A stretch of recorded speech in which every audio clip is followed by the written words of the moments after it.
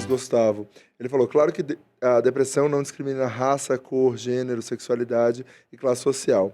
Mas vocês não concordam que as minorias estão mais suscetíveis à depressão, como pessoas LGBT, em especial pessoas trans? Porque primeiro você não tem a informação do que você está passando, aí você cria um tabu, e aí tá todo mundo ao seu redor acreditando naquele tabu. Aí você consegue ter uma abertura ali, entender o que você tá passando, aí você vai procurar tratamento. Aí ou o tratamento é muito caro, ou o público é ruim. Aí você consegue o público, mas aí tá dando tiro, e aí chove, aí você não tem ônibus pra ir.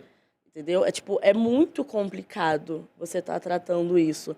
Quando você é uma pessoa rica, você tem uma internet, você tem uma facilidade de... não tô boa nesse médico, eu vou para outro médico. É o plano, você né? tá no SUS, se você achou aquela terapeuta, você vai ter que ficar com ela durante anos. Isso se não ferrar tudo, você perder no tratamento. O que já aconteceu comigo, que eu tava no tratamento, acabou o programa do governo, acabou a terapia. E parece também ser, às vezes, uma questão muito cultural, né? É uma herança de autocuidado, porque às vezes eu escuto algumas pessoas falando, tipo, eu faço terapia desde os 7 anos, eu tô há 20 anos na terapia. Eu falo, caraca, a família da pessoa sabia que terapia era importante desde os primeiros passos que essa pessoa deu na escola. E é isso, viver nessa sociedade que a gente vive hoje é muito difícil. Isso significou pais atentos, que também viveram e que sabiam que o filho precisava daquela ajuda e já colocou, sabe? Se grande parte das famílias brasileiras tivessem essa informação e esse acesso, a gente estaria num mundo maravilhoso. Então é isso, é sobre também essas novas gerações e essas minorias sociais que estão andando com as próprias pernas, andarem com as próprias pernas de fato e entender que a gente às vezes não vai encontrar o apoio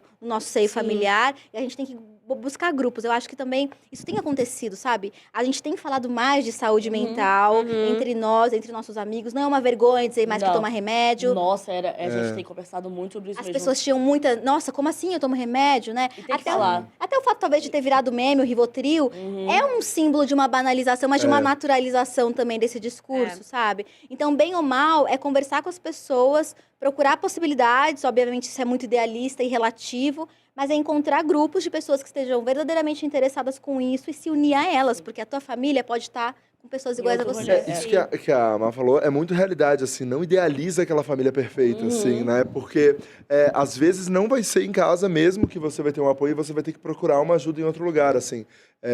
Eu posso falar, parece que a história é muito bonita, mas meus pais nunca me apoiaram, sabe? Minha mãe um pouco, mas meu pai era completamente contra tudo. Então, assim, nunca foi fácil. Sabe? Então, e você tem que procurar ajuda em outros lugares, de fato, para poder fazer as coisas. Eu tava falando sobre esse negócio de sair do armário hoje, que até me perguntaram. Meus pais não me aceitam, eu quero sair do armário, não sei o quê. E eu falei assim, você tem uma rede de apoio, caso seus pais não estejam na mesma fase? Porque a gente também quer sair do armário, quer bater com os dois pés assim, essa sou eu, aceita. Sendo levar a galera pra dormir em casa, quer fazer tudo. Só que você não entende. Eu parecia uma tia, me agora. Essa galera tá com suruba, essas crianças hoje. Só que a gente se esquece que a tua mãe e teu pai tiveram outra criação. E vai ser muito mais complicado eles desconstruírem, então, em outro rolê. E aí, eu sempre indico essa questão de sair do armário. Tipo, você tem lugar pra ir? Você tem grana, caso aconteça alguma coisa. Porque a gente tá numa situação também que tem que sair do armário, tem que se assumir, e a sua identidade, que não sei o quê, tem que ser na hora, todo mundo tem que entender o que tá acontecendo com você agora. Não é assim que vai rolar as coisas. Então, é uma questão muito perigosa, e outras coisas também da vida, né? Sair do armário de várias questões, que a sobrevivência vem em primeiro lugar, assim. Então, você primeiro tem que sobreviver. Parece egoísta, mas não é. Porque falar. a gente não cuida do outro se a gente não tá bem. É aquele clássico, primeiro você bota a máscara de oxigênio em você, pra depois na criança. E isso tem acontecido comigo. A minha mãe é uma mulher muito adoecida por conta do racismo, por conta de relacionamentos abusivos que ela teve até poucos anos atrás. E eu fui primeiro nesse processo de cura, de entender várias das questões que sim são herdadas desse círculo familiar, que aí são os medos dos seus pais que passam para você, são as expectativas, são a falta de saber lidar com o mundo. E eu tô num ponto agora em que eu me compreendo e eu chamei minha mãe.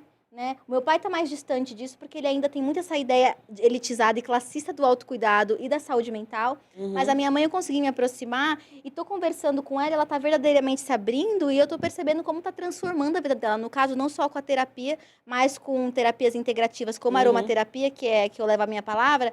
E em um olho, gente, assim, em uma sessão que eu fiz com ela, com um teste olfativo, ela tem me contado coisas de traumas que ela vem curando e coisas que ela vem acessando. Eu falei, Mano, se minha mãe tivesse tido acesso a isso... Eu tô no mesmo rolê com a minha mãe. Eu tô no mesmo rolê com a minha mãe. A minha mãe, ela... Quando você falou, pô, conheço uma pessoa que faz terapia desde os 7 anos. A minha mãe, ela me levou pra terapia muito nova. Meus pais se separaram, era muito nova mesmo. Mas eu já tinha consciência e discernimento de que meus pais estavam se separando. Enfim, por motivos não muito legais. Enfim, tipo, eu via o lar que eu achava de toda a minha escola. Tipo, eu falava assim, só na minha casa não dá certo, sabe? Eu acompanhei isso. E quando eu cheguei numa idade, mais ou menos, eu tinha mais ou menos uns 7 para 8 anos, eu parei de falar. Eu não falava. Eu saía da minha casa, eu não abria a boca para falar nada. E tudo que me forçavam muito pra falar, eu respondia como se eu fosse, tipo assim, uma mini pessoa. Eu respondia tudo assim, eu quero, eu não quero, sabe? Tipo assim, pra dentro e sempre assim, encolhida. E aí a minha mãe, ela falou assim, tá, beleza. E você hoje, Amazônia. Não, mana. Até hoje eu sei o nome da psicóloga, a dona Germana Pimentel. Não sei se está viva, se não está, não sei, mas fez um trabalho excelentíssimo. Que agora falo pra caramba, querida. Parabéns. E eu tô vivendo isso com a minha mãe. A minha mãe também teve muitas questões. E hoje eu pego na mãozinha dela e falo assim, mano, você precisa muito de uma terapia. Eu tô procurando uma terapeuta pra minha mãe, tá, gente? Se você souber de alguma, região de Guarulhos, a louca. Mas essa questão de pegar na mão dos pais e entender que eles são pessoas, né? Foi o que aconteceu comigo. O meu pai, ele falava o tempo inteiro que depressão era coisa de gente rica, que eu tinha que lavar louça, que a cabeça vazia a oficina do diabo, que isso era falta de estudo. E aí, falta de Deus. E aí, quando meu pai ficou depressivo pela primeira vez, ele chegou em mim e pediu perdão. Olha lá, o plot twist da vida. Plot twist, minha vida é um plot sobre twist. Isso. Ele falou, cara, me desculpa por tudo que eu fiz você passar. Porque eu não sabia. Porque é muito isso também, né? Eu nunca passei. Então, assim, não me importa. Ninguém perto de mim dava nome a isso. Pra mim era viver. É isso. Viver era dolorido mesmo. E aí, quando ele foi num médicozinho e falou assim, você tem depressão, que ele ligou a filha com 11 anos, que não tomava banho, não saía de casa, não fazia nada. E aí veio, sentou de chorar e pedir perdão. Falei, infelizmente, você teve que... Eu não queria que você tivesse que passar por isso pra entender, mas... É isso. Entendeu? Tem uma coisa sobre sair do armário e também é uma coisa sobre a separação dos seus pais. Que não tem muito a ver, são situações completamente diferentes, mas elas têm um pouco a ver.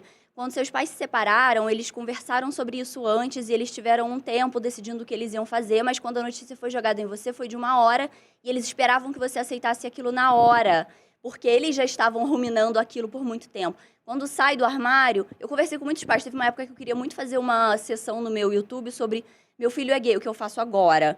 E muitos pais falavam, ele me deu essa notícia hoje, e ele esperava que eu aceitasse isso hoje. Mas a verdade é que ele teve muitos anos para se entender. E eu também precisava desse tempo. Exatamente. Então, eu acho que isso é muito importante. Sempre que a gente tem uma mudança, a gente entende uma coisa sobre nós, é dar o tempo para as pessoas que a gente ama de entender aquilo também. Entender que, às vezes, o pai vai te expulsar de casa, mas que não quer dizer que ele não te ama, só quer dizer que ele não conseguiu lidar com aquilo ainda. E assim como, às vezes, você também passou por coisas difíceis e ficou ali meio chateado, que ele também tá assim. E, às vezes, ele precisa de tempo e de você conversar com ele e explicar, igual se ele tivesse 5 anos de idade. O que aconteceu? Paciência. Muita paciência. Eu, no meu caso, assim, quando eu fui sair do armário, eu conversei com muitos amigos. E me deram uma dica, várias pessoas me falaram isso, que eu acho que foi uma coisa incrível para a história, assim, que foi... Rafa, quando a sua mãe ou seu pai te perguntarem, significa que eles estão prontos para saber um sim ou um não. Então, eles vão estar preparados para as duas respostas. Talvez você pode dando sinais, e daí vai chegar num dado momento que a sua mãe ou seu pai, ou enfim, com quem você mora, vai te perguntar sobre isso, e daí significa que se te perguntou, está preparado para ouvir as duas respostas. Então, acho que isso foi super legal, assim, porque quando a minha mãe me perguntou, eu sabia que ela estava pronta para escutar um sim ou um não. Sabe? Então, acho que ajudou muito. Às vezes, você chegar de supetão, é isso. A pessoa não tá preparada naquele momento pra falar. Porque a gente é um pouco egoísta nisso, né? A gente se desconstrói. E aí, você tá vivendo naquele mundo escuro. E aí, não você tem mais paciência com hétero topzera. Você não tem paciência com ninguém. Aí vem uma luz da desconstrução e você descobre um outro mundo. Aí você fala, meu Deus, tudo existia. Jogando raio laser em todo mundo. Vai todo mundo se desconstruir junto. E aí, você sai quebrando tudo e fala, agora é a minha vez. E tá todo mundo, tipo assim... Essa é a sua fase. Eu não aguento mais responder essa pergunta, mas às vezes pra pessoa é a primeira vez que ela faz.